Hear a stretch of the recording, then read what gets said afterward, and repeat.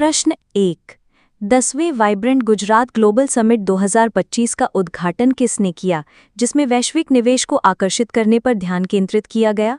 विकल्प हैं ए. भारत के प्रधानमंत्री श्री नरेंद्र मोदी, बी. गुजरात के मुख्यमंत्री श्री भूपेंद्र पटेल, सी. भारत के राष्ट्रपति श्रीमती द्रौपदी मुर्मू, डी. केंद्रीय गृह मंत्री श्री अमित शाह।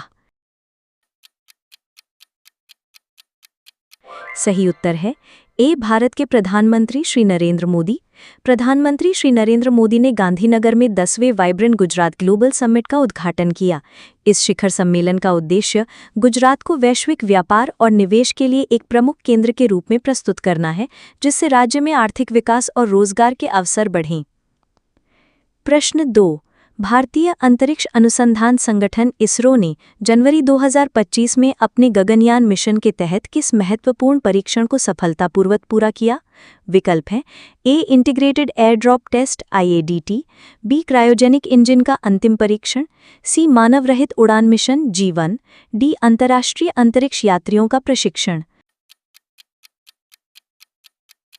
सही उत्तर है सी. मानव रहित उड़ान मिशन G1। इसरो ने अपने महत्वाकांक्षी गगनयान मिशन के तहत पहली मानव रहित उड़ान G1 को सफलतापूर्वक लॉन्च किया। इस परीक्षण में एक मानव रहित यान को अंतरिक्ष में भेजा गया और सुरक्षित रूप से पृथ्वी पर वापस लाया गया, जो भारत के पहले मानवयुक्त अंतरिक्ष मिशन की दिशा में एक बड़ी सफलता है। प्रश्न 3। 76वें सेना दिवस परेड 2025 का आयोजन किस शहर में किया गया, जो पहली बार दिल्ली से बाहर हुआ? विकल्प हैं ए. लखनऊ, बी. जयपुर, सी. बेंगलुरु, डी. पुणे। सही उत्तर है ए. लखनऊ। भारतीय सेना ने अपनी वार्षिक सेना दिवस परेड का 76वां संस्करण पहली बार राष्ट्रीय राजधानी के बाहर लखनऊ, उत्तर प्रदेश में आयोजित किया। यह कदम देश के अन्य हिस्सों में सेना की पहुंच और दृश्यता बढ़ाने के प्रयासों का हिस्सा है, जिससे युवाओं को सेना में शामिल होने की प्रेरणा मिलती है। प्रश्न 4। वाई भारत मैटर्स नामक पुस्तक, जो भारत की विदेश नीति और वैश्विक भूमिका पर प्रकाश डालती है, के लेखक कौन हैं? विकल्प है ए. एस. जयशंकर, बी. अजीत डोभाल, सी. शशि थरूर, डी. विक्रम सूद। सही उत्तर है ए. एस. जयशंकर। भारत के विदेश मंत्री एस. जयशंकर ने वाई भारत मैटर्स नामक पुस्तक लिखी है। इस पुस्तक में वे बताते हैं कि कैसे भारत की विदेश नीति, विशेष रूप से रामायण के सिद्धांतों से प्रेरणा लेकर, दुनिया में अपना प्रभाव बढ़ा रही है और एक अग्रणी शक्ति के रूप में उभर रही है। प्रश्न 5। दावोस में विश्व आर्थिक मंच की वार्षिक बैठक 2025 का विषय, थीम क्या था? विकल्प है A. Rebuilding trust, B. Cooperation in a fragmented world, C. Stakeholders for a cohesive and sustainable world, D. The great reset. सही उत्तर है ए. Rebuilding trust. स्विट्जरलैंड के दावोस में आयोजित विश्व आर्थिक मंच की वार्षिक बैठक 2025 का केंद्रीय विषय विश्वास का पुनर्निर्माण, रीबिल्डिंग ट्रस्ट था। इस बैठक में दुनिया भर के नेताओं ने वैश्विक अर्थव्यवस्था, जलवायु परिवर्तन और भू राजनीतिक तनाव जैसे मुद्दों पर विश्वास बहाल करने के तरीकों पर चर्चा की। प्रश्न 6। जनवरी 2025 में किस भारतीय शहर को अंतर्राष्ट्रीय आर्द्रभूमि शहर, इंटरनेशनल वेटलैंड सिटी के रूप में मान्यता के लिए नामांकित किया गया? विकल्प हैं ए. इंदौर, भोपाल और उदयपुर, बी. कोलकाता, चेन्नई और कोच्चि, सी. जयपुर, लखनऊ और पटना, डी. मुंबई, पुणे और नागपुर। सही उत्तर है ए. इंदौर, भोपाल और उदयपुर। भारत ने इंदौर, भोपाल और उदयपुर शहरों को रामसर कन्वेंशन के तहत अंतर्राष्ट्रीय आर्द्रभूमि शहर के रूप में मान्यता के लिए नामांकित किया है।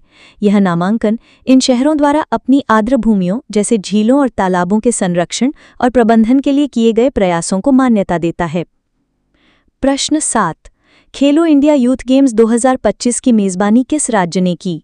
विकल्प हैं ए. तमिलनाडु, बी. महाराष्ट्र, सी. हरियाणा, डी. कर्नाटक। सही उत्तर है ए. तमिलनाडु। खेलो इंडिया यूथ गेम्स के 6ठे संस्करण का आयोजन तमिलनाडु के 4 शहरों चेन्नई, मदुरई, त्रिची और कोयम्बटूर में किया गया। इन खेलों का उद्देश्य जमीनी स्तर पर खेल प्रतिभाओं की पहचान करना और उन्हें राष्ट्रीय और अंतर्राष्ट्रीय स्तर पर प्रतिस्पर्धा के लिए तैयार करना है। प्रश्न 8। 2025 ऑस्ट्रेलियन ओपन पुरुष एकल का खिताब किसने जीता? विकल्प हैं A Jannik Sinner, B Novak जोकोविच, C Carlos Alcaraz, D Daniil Medvedev. सही उत्तर है ए जानिक सिनर। इटली के युवा टेनिस स्टार जानिक सिनर ने शानदार प्रदर्शन करते हुए 2025 ऑस्ट्रेलियन ओपन का पुरुष एकल खिताब जीता। यह उनकी लगातार दूसरी ऑस्ट्रेलियन ओपन जीत है जो उन्हें खेल के शीर्ष खिलाड़ियों में स्थापित करती है। टेनिस में अन्य प्रमुख grand slam Wimbledon, French open और यूएस ओपन हैं। प्रश्न 9। भारत के 76वें गणतंत्र दिवस समारोह 2025 के मुख्य अतिथि कौन थे? विकल्प हैं ए फ्रांस के राष्ट्रपति इमैनुएल मैक्रों, बी अमेरिकी राष्ट्रपति जो बाइडेन, सी ब्राजील के राष्ट्रपति लुइस इनासियो लुला दा सिल्वा, डी ब्रिटेन के प्रधानमंत्री कियर स्टारमर। सही उत्तर है ए फ्रांस के राष्ट्रपति इमैनुएल मैक्रों। फ्रांस के राष्ट्रपति इमैनुएल मैक्रों भारत के 76वें गणतंत्र दिवस समारोह में मुख्य अतिथि के रूप में शामिल हुए। यह यात्रा भारत और फ्रांस के बीच मजबूत सामरिक साझेदारी को दर्शाती है और दोनों देशों के बीच रक्षा, अंतरिक्ष और व्यापार जैसे क्षेत्रों में सहयोग को और गहरा करती है। प्रश्न 10। जनवरी 2025 में लॉन्च की गई प्रधानमंत्री सूर्योदय योजना का मुख्य उद्देश्य क्या है?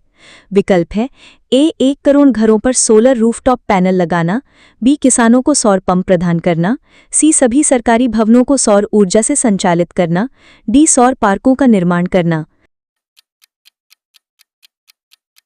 सही उत्तर है ए 1 करोड़ घरों पर सोलर रूफटॉप पैनल लगाना। प्रधानमंत्री नरेंद्र मोदी ने प्रधानमंत्री सूर्योदय योजना की घोषणा की, जिसका लक्ष्य देश में 1 करोड़ घरों की छतों पर सोलर पैनल लगाना है। इस योजना का उद्देश्य गरीब और मध्यम वर्ग के बिजली बिल को कम करना और भारत को ऊर्जा क्षेत्र में आत्मनिर्भर बनाना है। प्रश्न 11। किस भारतीय क्रिकेटर को ICC men's ODI cricketer of the year 2024 चुना गया? विकल्प है ए विराट कोहली, बी रोहित शर्मा, सी जसप्रीत बुमराह, डी शुभमन गिल। सही उत्तर है ए विराट कोहली। भारतीय क्रिकेट टीम के दिग्गज बल्लेबाज विराट कोहली को उनके शानदार प्रदर्शन के लिए अंतर्राष्ट्रीय क्रिकेट परिषद आईसीसी द्वारा वर्ष 2024 का सर्वश्रेष्ठ पुरुष एक दिवसीय ओडीआई क्रिकेटर चुना गया। यह चौथी बार है जब उन्होंने यह प्रतिष्ठित पुरस्कार जीता है।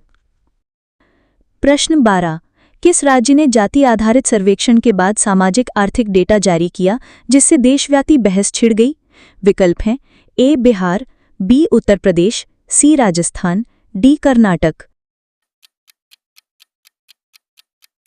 सही उत्तर है ए बिहार। बिहार सरकार ने राज्य में कराए गए जाति आधारित सर्वेक्षण के विस्तृत सामाजिक आर्थिक डेटा जारी किए। इन आंकड़ों ने विभिन्न जातियों की आर्थिक स्थिति को उजागर किया और देश भर में आरक्षण नीतियों तथा सामाजिक न्याय पर एक नई बहस को जन्म दिया। प्रश्न 13। सैन्य अभ्यास desert night exercise desert night Bharat, France और किस तीसरे देश के बीच आयोजित किया गया? विकल्प हैं ए संयुक्त अरब अमीरात यूएई, बी सऊदी अरब, सी संयुक्त राज्य अमेरिका यूएसए, डी ऑस्ट्रेलिया। सही उत्तर है ए संयुक्त अरब अमीरात यूएई। भारतीय वायुसेना ने फ्रांस और संयुक्त अरब अमीरात की वायुसेनाओं के साथ मिलकर डेजर्ट नाइट नामक एक बड़ा हवाई अभ्यास किया। इस अभ्यास का उद्देश्य तीनों देशों की वायुसेनाओं के बीच समन्वय और संयुक्त अभियान चलाने की क्षमता को बेहतर बनाना है। प्रश्न 14। 2025 ऑस्ट्रेलियन ओपन महिला एकल का खिताब किसने जीता? विकल्प हैं A Aryna Sabalenka, B Iga Swiatek, C Coco Gauff, D Zheng Qinwen. सही उत्तर है ए आर्यना सबालेंका। बेलारूस की आर्यना सबालेंका ने अपना दबदबा कायम रखते हुए 2025 ऑस्ट्रेलियन ओपन का महिला एकल खिताब अपने नाम किया। यह ग्रैंड स्लैम टूर्नामेंट में उनकी एक और बड़ी जीत है जो उनकी निरंतरता और शक्ति को दर्शाती है। प्रश्न 15। भारत का पहला स्वदेशी रूप से विकसित हेपेटाइटिस ए का टीका हैविश्योर किस कंपनी द्वारा लॉन्च किया गया? विकल्प हैं A Indian Immunologicals Limited IIL, B Serum Institute of India, C Bharat Biotech, D Zydus Cadila. सही उत्तर है A Indian Immunologicals Limited IIL। Hyderabad स्थित इंडियन इम्यूनोलॉजिकल्स लिमिटेड (IIL) ने हेपेटाइटिस ए के खिलाफ भारत का पहला स्वदेशी टीका हैविश्योर लॉन्च किया। यह आत्मनिर्भर भारत पहल के तहत सार्वजनिक स्वास्थ्य के क्षेत्र में एक महत्वपूर्ण उपलब्धि है और इससे टीकों की पहुंच सस्ती होगी। प्रश्न 16। 71वें फिल्मफेयर अवार्ड्स 2025 ने किस फिल्म ने सर्वश्रेष्ठ फिल्म का पुरस्कार जीता? विकल्प हैं ए 12वीं फेल, बी एनिमल, सी सैम बहादुर, डी डंकी। सही उत्तर है ए 12वीं फेल। विद्युत विनोद चोपड़ा द्वारा निर्देशित फिल्म 12वीं फेल ने 71वें फिल्मफेयर अवार्ड्स में सर्वश्रेष्ठ फिल्म का पुरस्कार जीता। यह फिल्म एक IPS अधिकारी के जीवन के संघर्ष और सफलता की प्रेरणादायक कहानी बताती है, जिसे समीक्षकों और दर्शकों दोनों ने बहुत सराहा। प्रश्न 17। किस देश ने अपनी मुद्रा का अवमूल्यन करते हुए एक नई मुद्रा जिम्बाब्वे गोल्ड लॉन्च की?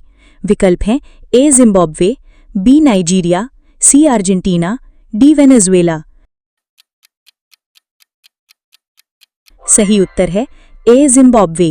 अत्यधिक मुद्रास्फीति से निपटने के लिए जिम्बाब्वे ने अपनी पुरानी मुद्रा को समाप्त कर दिया और गोल्ड के द्वारा समर्थित एक नई मुद्रा जिम्बाब्वे गोल्ड लॉन्च की। इस कदम का उद्देश्य देश की अर्थव्यवस्था को स्थिर करना और मुद्रा में जनता का विश्वास बहाल करना है। प्रश्न 18। सदा तांत्रिक नामक संयुक्त सैन्य अभ्यास भारत और किस देश के बीच आयोजित किया गया? विकल्प हैं ए सऊदी अरब, बी ओमान, सी कतर, डी संयुक्त अरब अमीरात। सही उत्तर है ए सऊदी अरब। भारत और सऊदी अरब के बीच पहला संयुक्त सैन्य अभ्यास सदा तांत्रिक राजस्थान में आयोजित किया गया। इस अभ्यास का लक्ष्य आतंकवाद विरोधी अभियानों में दोनों देशों की सेनाओं के बीच सर्वश्रेष्ठ प्रथाओं को साझा करना और मानसिक सहयोग को मजबूत करना है। प्रश्न 19। किस दिग्गज भारतीय टेनिस खिलाड़ी ने जनवरी 2025 में अपने पेशेवर करियर से संन्यास की घोषणा की?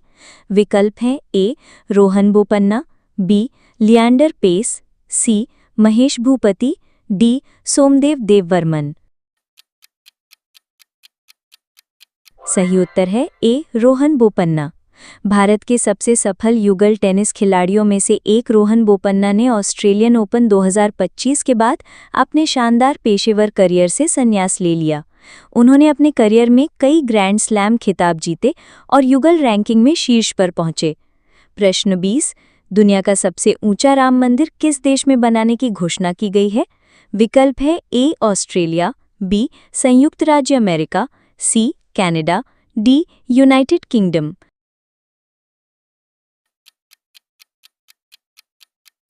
सही उत्तर है ए ऑस्ट्रेलिया। ऑस्ट्रेलिया के पर्थ शहर में दुनिया के सबसे ऊंचे राम मंदिर के निर्माण की घोषणा की गई है, जिसकी ऊंचाई लगभग 721 फीट होगी। इस परियोजना का उद्देश्य दुनिया भर में भारतीय संस्कृति और आध्यात्मिक विरासत को बढ़ावा देना है। प्रश्न 21। 71वें फिल्मफेयर अवार्ड्स 2025 में सर्वश्रेष्ठ निर्देशक का पुरस्कार किसे दिया गया?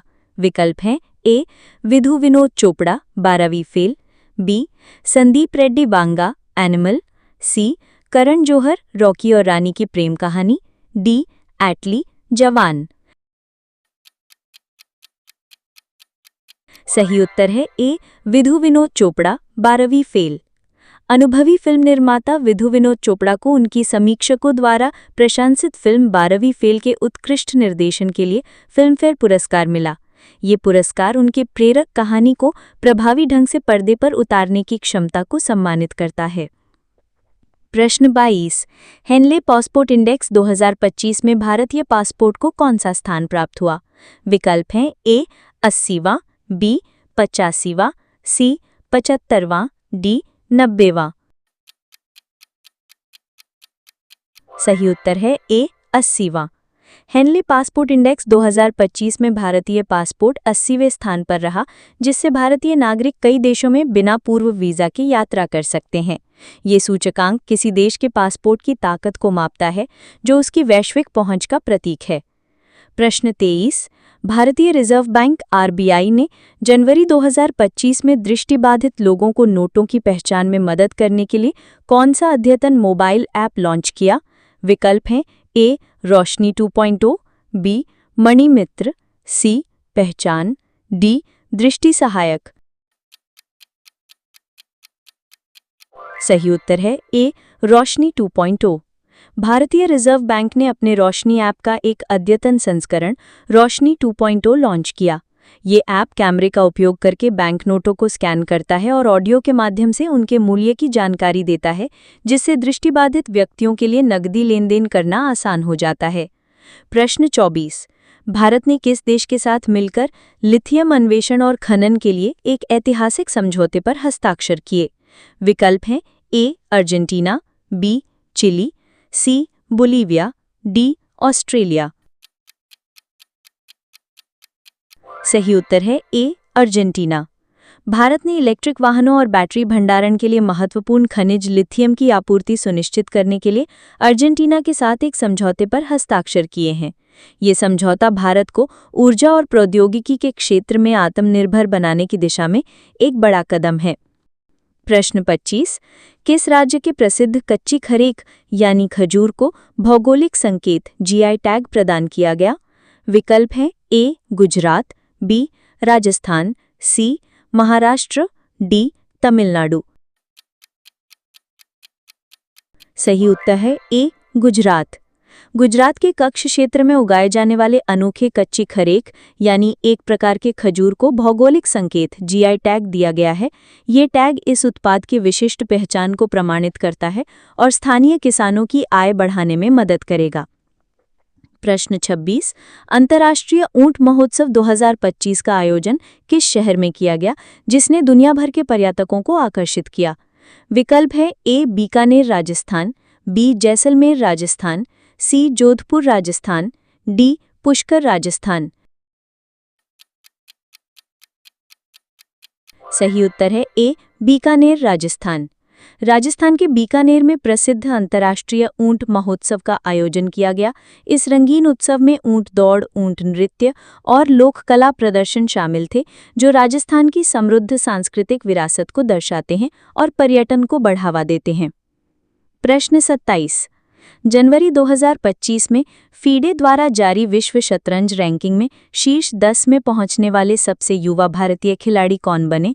विकल्प हैं A R Praggnanandhaa, B D Gukesh, C Arjun Erigaisi, D Vidit Gujarati.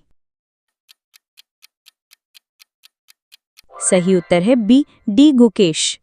Bharat के युवा ग्रैंडमास्टर डी गुकेश ने शानदार प्रदर्शन करते हुए विश्व शतरंज महासंघ की रैंकिंग में शीर्ष 10 में जगह बनाई। वो ये उपलब्धि हासिल करने वाले सबसे कम उम्र के भारतीय बन गए हैं, जो विश्वनाथन आनंद के बाद भारत की नई शतरंज पीढ़ी का प्रतिनिधित्व करते हैं। प्रश्न 28। भारत सरकार ने किस वर्ष तक सड़क दुर्घटनाओं में होने वाली मौतों को 50% तक कम करने का लक्ष्य रखा है? विकल्प हैं ए 2030, बी 2028, सी 2032, डी 2035। सही उत्तर है ए 2030। सड़क सुरक्षा माह के दौरान भारत सरकार ने 2030 तक सड़क दुर्घटनाओं से होने वाली मौतों की संख्या को आधा करने के अपने लक्ष्य को दोहराया। इस लक्ष्य को प्राप्त करने के लिए बेहतर रोड इंजीनियरिंग, सख्त ट्रैफिक नियम और जन जागरूकता अभियान जैसे उपाय किए जा रहे हैं। प्रश्न 29। विंग्स इंडिया 2025 एशिया का सबसे बड़ा नागरिक उड्डयन शो कहाँ आयोजित किया गया? विकल्प है ए बेगमपेट हवाई अड्डा हैदराबाद, बी इंदिरा गांधी अंतर्राष्ट्रीय हवाई अड्डा दिल्ली, सी केम्पेगौड़ा अंतर्राष्ट्रीय हवाई अड्डा बेंगलुरु, डी छत्रपति शिवाजी महाराज अंतर्राष्ट्रीय हवाई अड्डा मुंबई। सही उत्तर है ए बेगमपेट हवाई अड्डा हैदराबाद। एशिया का सबसे बड़ा नागरिक उड्डयन प्रदर्शन विंग्स इंडिया 2025 हैदराबाद के बेगमपेट हवाई अड्डे पर आयोजित किया गया। इस शो में दुनिया भर की विमानन कंपनियों ने अपने नवीनतम विमानों, प्रौद्योगिकियों और सेवाओं का प्रदर्शन किया, जिससे भारतीय विमानन क्षेत्र के विकास को बढ़ावा मिला। प्रश्न 30। आईसीसी महिला T20I cricketer of the year 2024 का पुरस्कार किस खिलाड़ी ने जीता? विकल्प है A Hayley Matthews West Indies, B Smriti Mandhana Bharat, C Beth Mooney Australia, D Nat Sciver Brunt England. सही उत्तर है A Hayley Matthews West Indies. West Indies की कप्तान और ऑलराउंडर हेली मैथ्यूज को उनके असाधारण हरफनमौला प्रदर्शन के लिए आईसीसी महिला टी20आई क्रिकेटर ऑफ द ईयर 2024 चुना गया। उन्होंने बल्ले और गेंद दोनों से अपनी टीम के लिए लगातार उत्कृष्ट प्रदर्शन किया। प्रश्न 31। पर्पल फेस्ट 2025 का आयोजन किस राज्य में किया गया, जिसका उद्देश्य दिव्यांगजनों के लिए समावेशिता को बढ़ावा देना है? विकल्प है ए गोवा, बी केरल, सी महाराष्ट्र, डी दिल्ली। सही उत्तर है ए गोवा। गोवा ने भारत के पहले समावेशिता उत्सव पर्पल फेस्ट के दूसरे संस्करण की मेजबानी की। इस महोत्सव का उद्देश्य दिव्यांग व्यक्तियों के लिए एक सुलभ और समावेशी समाज बनाना, जागरूकता बढ़ाना और अवसरों का प्रदर्शन करने के लिए एक मंच प्रदान करना था। प्रश्न 32। जनवरी 2025 में किस देश ने सफलतापूर्वक एक महापृथ्वी सुपर अर्थ ग्रह की खोज की, जो रहने योग्य क्षेत्र में स्थित हो सकता है? विकल्प हैं ए संयुक्त राज्य अमेरिका नासा, बी चीन, सी यूरोपीय अंतरिक्ष agency ESA, D Japan JAXA. सही उत्तर है ए संयुक्त राज्य अमेरिका नासा।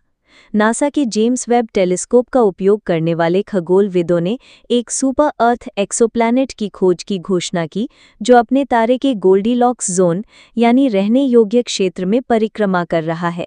इस खोज से पृथ्वी के बाहर जीवन की संभावनाओं का अध्ययन करने के नए रास्ते खुलते हैं। प्रश्न 33। मैमा मिया नामक पुस्तक किसने लिखी? विकल्प है ए वायरल भैयानी, बी करण जौहर, सी ट्विंकल खन्ना, डी चेतन भगत। सही उत्तर है ए वायरल भैयानी। प्रसिद्ध बॉलीवुड फोटोग्राफर वायरल भैयानी ने मैमा मिया नामक एक कॉफी टेबल बुक लॉन्च की, जिसमें मनोरंजन उद्योग के कुछ महत्वपूर्ण और अनदेखी क्षणों को तस्वीरों के माध्यम से दिखाया गया है। ये पुस्तक बॉलीवुड के ग्लैमर और पर्दे के पीछे की जिंदगी की एक झलक देती है। प्रश्न 34। भारत की पहली कृत्रिम बुद्धिमत्ता एआई यूनिकॉर्न कंपनी कौन बनी? विकल्प है ए Krutrim, B Sarvam AI, C Fractal Analytics, D एफिल इंडिया। सही उत्तर है ए कृत्रिम। ओला के संस्थापक भावेश अग्रवाल द्वारा स्थापित कृत्रिम भारत की पहली कृत्रिम बुद्धिमत्ता एआई कंपनी बन गई, जिसका मूल्यांकन $1 बिलियन से अधिक हो गया और इसे यूनिकॉर्न का दर्जा मिला। ये भारत के तेजी से बढ़ते तकनीकी पारिस्थितिक तंत्र में एक महत्वपूर्ण मील का पत्थर है। प्रश्न 35। राष्ट्रीय बालिका दिवस 24 जनवरी 2025 का विषय क्या था? विकल्प हैं ए डिजिटल पीढ़ी हमारी पीढ़ी, बी मेरी आवाज़ हमारा समान भविष्य, सी लड़कियों को सशक्त करना एक उज्ज्वल कल के लिए, डी शिक्षित लड़की सशक्त भारत। सही उत्तर है सी लड़कियों को सशक्त करना एक उज्ज्वल कल के लिए। भारत में हर साल 24 जनवरी को राष्ट्रीय बालिका दिवस मनाया जाता है। 2025 की थीम लड़कियों को सशक्त करना एक उज्ज्वल कल के लिए थी, जिसका उद्देश्य लड़कियों के अधिकारों, शिक्षा, स्वास्थ्य और पोषण के महत्व के बारे में जागरूकता बढ़ाना है। प्रश्न 36। डेटा गोपनीयता दिवस 28 जनवरी के अवसर पर किस सोशल मीडिया प्लेटफॉर्म ने उन्नत गोपनीयता tools, advanced privacy tools launch किए? विकल्प है ए व्हाट्सएप, बी इंस्टाग्राम, सी एक्स पूर्व में ट्विटर, डी फेसबुक। सही उत्तर है ए व्हाट्सएप। डेटा गोपनीयता दिवस पर व्हाट्सएप ने उपयोगकर्ताओं को उनकी चैट और व्यक्तिगत जानकारी पर अधिक नियंत्रण देने के लिए नए और उन्नत गोपनीयता टूल्स पेश किए। इन टूल्स में प्रोफाइल फोटो को अज्ञात संपर्कों से छिपाना और उन्नत एंड-टू-एंड एन्क्रिप्शन सेटिंग्स शामिल हैं। प्रश्न 37। दुनिया की पहली जेनेरिक एआई सॉफ्टवेयर कोडर जो जटिल कोड लिख सकती है का क्या नाम है? विकल्प है A Devin, B Alpha Code, C Copilot X, D Gemini Code. सही उत्तर है ए डेविन। कॉग्निशन लैब्स नामक एक अमेरिकी स्टार्टअप ने डेविन नामक दुनिया की पहली पूरी तरह से स्वायत्त एआई सॉफ्टवेयर इंजीनियर का अनावरण किया। डेविन अपने आप जटिल इंजीनियरिंग कार्यों को पूरा कर सकता है, जो सॉफ्टवेयर विकास के भविष्य में एक क्रांतिकारी बदलाव का संकेत है। प्रश्न 38। किस भारतीय राज्य ने पूरी तरह से ई गवर्नेंस मोड में संचालित होने वाला पहला राज्य बनकर इतिहास रचा? विकल्प है ए केरल, बी कर्नाटक, सी आंध्र प्रदेश, डी तेलंगाना। सही उत्तर है ए केरल। केरल भारत का पहला राज्य बन गया है जहां सभी सरकारी और पब्लिक सेवाएं पूरी तरह से डिजिटल प्लेटफॉर्म पर उपलब्ध हैं। इस ई-गवर्नेंस मॉडल का उद्देश्य सरकारी प्रक्रियाओं में पारदर्शिता, दक्षता और पहुंच को बढ़ावा देना है, जिससे नागरिकों के लिए सेवाएं आसान हो जाती हैं। प्रश्न 39। जनवरी 2025 में भारतीय नौसेना ने किस नई स्वदेशी स्टील्थ गाइडेड मिसाइल ध्वंसक को अपने बेड़े में शामिल किया?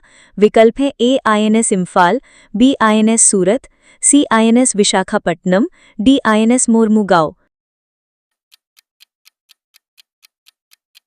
सही उत्तर है बी INS सूरत। रक्षा मंत्री ने मुंबई में भारतीय नौसेना के नवीनतम स्टील्थ गाइडेड मिसाइल ध्वंसक INS सूरत को कमीशन किया। ये जहाज प्रोजेक्ट 15B के तहत बनाया गया चौथा और अंतिम जहाज है और ये भारत की आत्मनिर्भर भारत नीति के तहत नौसैनिक क्षमताओं में एक महत्वपूर्ण वृद्धि है। प्रश्न 40। पराक्रम दिवस 23 जनवरी किस महान स्वतंत्रता सेनानी की जयंती के उपलक्ष्य में मनाया जाता है? विकल्प है ए नेताजी सुभाष चंद्र बोस, बी भगत सिंह, सी चंद्रशेखर आजाद, डी सरदार वल्लभभाई पटेल। सही उत्तर है ए नेताजी सुभाष चंद्र बोस। भारत सरकार नेताजी सुभाष चंद्र बोस की जयंती 23 जनवरी को पराक्रम दिवस के रूप में मनाती है। ये दिन देश के युवाओं को प्रेरित करने और नेताजी के अदम्य साहस और राष्ट्र के प्रति निस्वार्थ सेवा को याद करने के लिए मनाया जाता है।